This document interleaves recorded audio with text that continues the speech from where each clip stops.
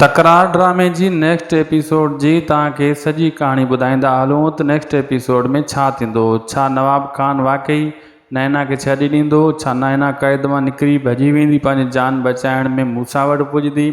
छा मूसा वरी जेको आहे यूनिस खे क़ाबू करण में कामयाबु थी वेंदो? दरिया खान जे ज़रिए उनखे गोली हणी छॾींदो ऐं दरिया खान इहो कमु कंदो? छा नेक्स्ट एपिसोड में इहो लाहौती जेको बहावल खान जे हथु चढ़ी वियो आहे इहो सॼा राज़ ॿुधाईंदो त दरिया खान वठी वियो हाकिम ज़ादी खे? सॼो किस्सो तव्हांखे इन एपिसोड में ॿुधाईंदासीं। संगत इंतज़ार जो घड़ियूं ख़तमु, पहिरियां इन वीडियो खे पूरो ॾिसिजो, तव्हांखे सॼी कहाणी आराम सां सम्झ में अची वेंदी। तकरार ड्रामे जी उदासी टीवी यूट्यूब चैनल खे ज़रूरु सब्सक्राइब कंदा ऐं फेसबुक पेज खे बि फॉलो लाइक शेयर ज़रूरु कंदा।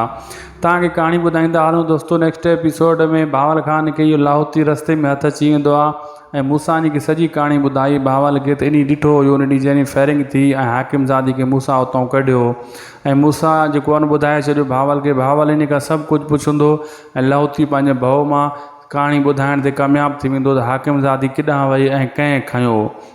ऐं दरिया खान खे मूसा जेकी शर्त रखी आहे तूं यूनिस खे वठी आ ऐं ज़ोर रखंदो त यूनिस खे कहिड़े ज़रिए ॿाहिरि कढी अच, ऐं दरिया खान हा कंदो मूसा खे ऐं मूसा जेको आहे दरिया यूनिस खे क़ाबू करण ऐं कुटको ॾियण जे लाइ पूरी तयारी में आहे। बाक़ी नैना जेको आहे फ़िलहालु क़ैद में हूंदी ऐं इहो नवाब खान जो फ़ैसिलो आहे, मतिलबु क़ैद में हूंदी ऐं नैना उतां भॼण जी पंहिंजी पूरी कोशिशि कंदी त मां इन निकिरी करे मूसा सां मिलां, लेकिन उनजे मथां फ़िलहालु ज़रीना बेगम जी नज़र आहे। नवाब खान इहो ई चाहे थो त मुंहिंजी घरवारी आहे जीअं हिते मरी भुरी वञे, ॿाहिरि न निकिरे।